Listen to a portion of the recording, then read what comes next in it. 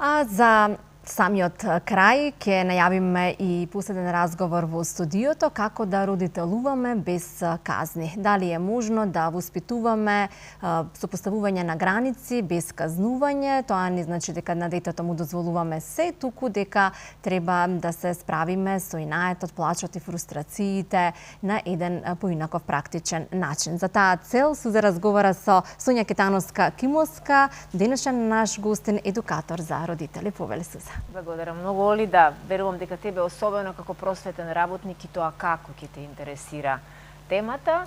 Поздрав уште еднаш до гледачите и се разбира топло добре дојде за нашата гостинка која веќе ја знаат гледачите, универзитетски професор, преведувач, едукатор за родители, неуморна дама, мајка на 3 деца и сопруга која непрестано работи на темата родителство без казни, родителство во кое навистина им даваме можност и на родителите да научат многу за себе, но и да ги запознаат своите деца без да применуваат ригорозни казни. Така, нели? Добро ве најдов. Благодарам за поканата. Така.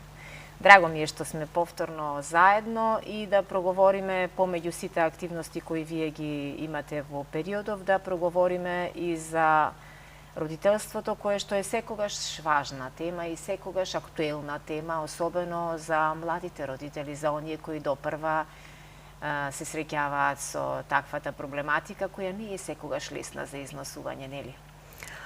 Па, вака навидум личи лесно, нели? Сите сме родители, сите влегуваме во таа улога со голема желба, со голема волја да се оствариме и како родител. И додека е бебето малечко, некако и се снаоѓаме, нели се сочуваме со грижа околу... Без помош, со помош, детето брзо расте, меѓутоа како ќе почне да го пројавува својот темперамент, својот карактер, тука мислам дека доаѓаат првите судири на родителот и првата борба. Тоа е околу втората година, кога детето ќе почне, нели, да го истражува светот, тогаш има силно јас. Тоа е природен развој на едно дете, кога и тоа првпат вели не, ни враќа, и тука е прашањето како ние ќе реагираме. Понатаму како расте, може повеќе до израз да доаѓаат неговите желби и да се наоѓаме во непријатни ситуации, односно во судир. Прашањето е како ќе реагира родителот, како ќе реагираме ние. Најчесто реагираме така како што сме научиле, така како што реагирале со нас, како сме гледале, како реагирале околу нас, што сметаме дека е прифатливо. Понекогаш тоа е добро, понекогаш не е толку добро. И тука имаме еден простор за преиспитување. Така и јас влегов во оваа улога, кога сватив дека имам простор за преиспитување. Браво, секоја чест за храброста. Велат она што ќе го научиш детето до 7 години е многу битно. Потоа тешко се учеле децата. Така велат. Вие многу имате време посветено на оваа проблематика. Имаме ли шанса ако до 7 години од било кои причини на децата не сме им укажале дека не е не или дека немој тоа треба да послуша, имаме ли шанса малку подоцна да ги научиме на некои важни вредности за да понатаму во животот не се судруваат со бројни непријатности? Значи, точно е тоа што го кажуваат, дека од најрана возраст децата се како сунгер, буквално упиваат се што гледаат и слушаат и ги примаат најчесто уверувањата, вредностите на родителите, на семејството, на тие што се грижат за нив. Меѓутоа не се согласувам дека промената не е можна. Промената е секогаш можна. Доколку има свесност дека е потребна и доколку има волја и желба да се соочиме со тешкотијата на промената, бидејќи промените воопшто не се лесни.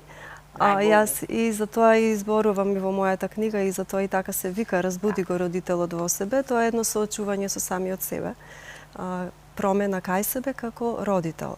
Што се однесува до промените кај децата, може да тргнеме од основата, а тоа е градењето на врската меѓу родителот и детето, градење на една цврста поврзаност и доверба.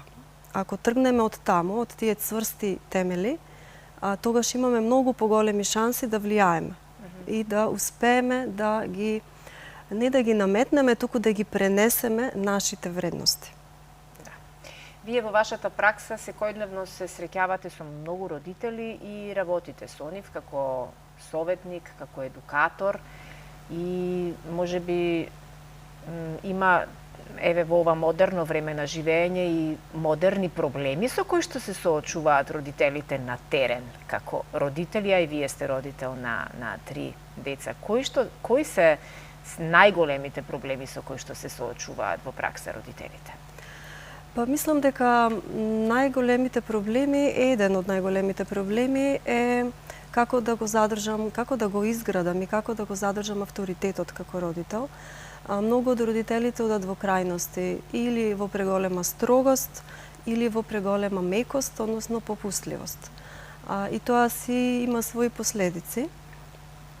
Меѓутоа, како да го задржиме тој авторитативен родителски стил, тоа не е лесно, затоа што тргнува од она што го кажав, од основата на близина, топлина и нежност, меѓутоа подразбира и поставување и одржување на граници. И тоа навистина не е лесно, бидејќи е прашање на баланс, на одржување на еден кревок баланс. И ние сме сите луѓе, имаме секакви моменти, уморни од работа, притисок. Отсутни, тука сме, ама не сме тука. А тие се страшни манипулатори, па знаат точно кога ти не си тука со мислите, а си тука физички, тогаш да ти наметне некоја информација и ти да ја одобриш. Да. Меѓутоа, како да кажам, не треба тоа да ни биде пречка, ако еднаш сме се вратиле чекор назад, да не се вратиме на нашиот сакан пат. Два чекори поназад да се вратиме. Важно е да ја имаме големата слика, да знаеме која е нашата цел како родител, што сакам јас да постигнам со ова дете, значи кои се тие вредности кои што сакам да му ги вградам, на каков пат сакам да го насочам и секогаш да се навраќам на тоа.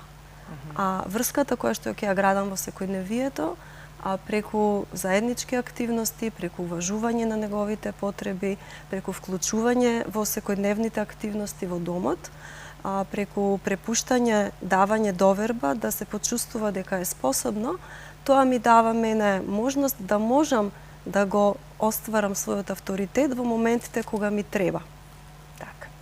Има ли зборот казна некој заменски збор за да не звучи толку строго и да не звучи толку негативно, да речам, казната како казна, бидејќи ние секогаш како родители кога се бара од нас да разрешиме одредена ситуација, треба некогаш и да постапиме со децата соодветно на проблемот кој настанал, а да не биде тоа навредливо или да не биде нешто што можеби ќе ја прекрши неговата енергија или ќе ја навреди неговата личност. Има ли некоја метода, некоја техника со која може сето тоа да го направиме, а да не го повредиме и достоинството на детето? Да, во позитивна дисциплина тие ги нарекуваме последици.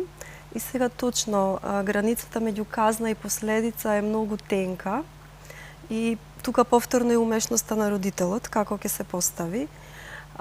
Казната како казна, ако дојде на лице место, сега гледам дека нешто сгрешиш и кажем од сега натаму ова за тебе не важи или под казна ќе бидеш од тие и тие причини, нема телефон, нема телевизор, нема излегување и слично. Значи, одлука која што ја носам сега на лице место под влијание на тоа што си го направил и под влијание на моите емоции во моментов, тоа е казна.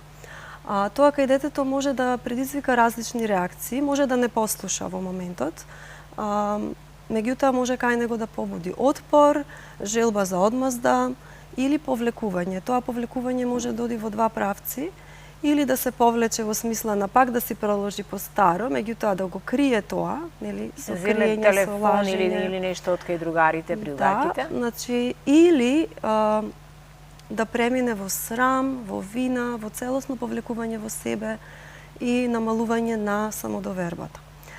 Од друга страна, ако зборуваме за последица, последицата секогаш е врзана со договор. Значи, однапред ќе разговараме за нашите правила во домот, за тоа што јас го очекувам од тебе како родител, кои се моите очекувања, кои се моите граници преку кои што не би сакала да преминеш, и ќе се договориме што би направиле во случај ако ги преминеш тие граници. Значи, тоа би било последицата. Може да биде природна последица, Например, не знам, ако не ја напишеш домашната, ќе ја одиш на училиште без домашна и ќе видиш таму како ќе се чувствуваш. Или може да биде логична последица. Тоа е логична кога ние ќе го договориме однапред. И ако навистина детето не го испочитува договорот, треба да се примени таа последица. Ама како последица, како последица и како дел од договорот. Тоа значи дека сме се договориле нешто и треба да го испочитуваме. Ако не го почитуваме, значи не се почитуваме меѓу себе и не се го почитуваме зборот. И не се сакаме ако не се почитуваме на крајот на денот. Значи почит кон детето, со тоа што го вклучувам во изработка на тој договор и во договарање на последиците кои би биле прифатливи последици, разумни, значи без претерување, поврзани со конкретната ситуација и направени со почит. Меѓутоа и почит кон мене, дека тој договор има две страни, значи морам и јас себе да се испочитувам, значи да ја применам последицата. И разликата меѓу казна и последица е, нели, казната боли најчесто, а последицата учи. Значи, да извлечеме лекција. Да извлечеме од лекција и ситуација. Поука и всушност дисциплина и доаѓа од латинскиот збор дисципулус ученик или дисциплина како учење. Иако во нашиот контекст многу пати дисциплина се подразбира како казна. Не, дисциплината е учење. Да, тука некаде се надополнуваме на онаа позната дека не постојат грешки, туку постојат лекции. И од се во животот што погрешно можеби ќе го направиме или ќе се најдеме во некоја ситуација, сепак извлекуваме некаква лекција. Да, тоа е најважното. Мислам дека и тоа е и нашата улога, така да ги научиме децата на нешто што ќе им служи понатаму во животот. И да се обидуваме непрестано, да се обидуваме да ги подучуваме и да ги подсетуваме на некои битни работи. Еве хипотетички да земеме ситуација во едно семејство каде што има двајца родители, бидејќи морам да напоменам секое семејство нема таква среќа да биде децата да бидат со двајцата родители. Има многу семејства со еден родител на кој се свалува. Тој еден родител е најчесто растргнат помеѓу секојдневието, врските, финансиски проблеми, други проблеми од работа, од секакви други аспекти. Но во семејство каде двајца родители има и двајцата треба подеднакво, нели, да се вклучени во развојот на детето и се што на тоа дете му се случува, но и двајцата родители немаат ист аршин за некои вредности. Дали вие едуцирате родители во пар или најчесто само едниот родител доаѓа да бара помош од вас? Значи, курсот за позитивна дисциплина го нудиме за двајцата родители, а по цена на еден. Значи, ги охрабруваме, најчесто мајки се јавуваат, меѓутоа ги охрабруваме да ги повикаат и татковците да си најдат време и да слушаат заедно. Доброто во тоа е што и ги снимаме работилниците, секако со согласност на учесниците. Што си кажал, така, си кажал. Да, ама може да ги гледаат, бидејќи некогаш нели мора некој да се грижи за децата, не може двајцата во исто време, меѓутоа да може да ги изгледаат и да имаат тема за разговор дома. Затоа што ние не можеме да бидеме 100% исти, тоа ни е јасно, доаѓаме од различни семејства, различни навики, различни погледи на светот, па и можеби различни погледи кон воспитувањето. Меѓутоа, многу е важно колку што е можно поблиску да се приближиме во тие ставови, затоа што многу е подобро кога праќаме јасна порака кон детето. Ако детето добива конфузни пораки, спротивставени пораки, детето е збунето. Не знае кого сега треба да го слуша, кого треба да го почитува. А кога сме јасни во пораката, тогаш детето недвосмислено ја добива таа порака. И на самиот крај, како можат да ве контактираат и што има актуелно сега во периодов за родителите? Да, јас сум активна под профилот Родители од акција на социјалните мрежи и исто така имам и веб страница roditeliodakcija.mk. Таму може да најдат повеќе информации за мене. Инаку во моментов во тек ни е 6-та група од курсот за позитивна дисциплина, каде што заедно со во моментов 11 семејства имаме и парови кои што слушаат заедно. ја поминуваме програмата. Браво. Секоја чест посакувам успешен финиш на ова работилница и верувам дека со некоја следна тема која повторно ќе го допира родителството и таа една сензитивна врска родител-дете за која навистина понекогаш е потребно и трпение, ама понекогаш е потребна и професионална поддршка од ваша страна. Да. Мислам дека не треба да се срамиме или да се стегаме да побараме помош. Така е. Кога веќе знаеме дека има луѓе кои што се сертифицирани и обучени во оваа област, ви благодарам многу и посакувам многу успех и понатаму и се гледаме на некоја тема. Благодарам за поканата, ми беше задоволство.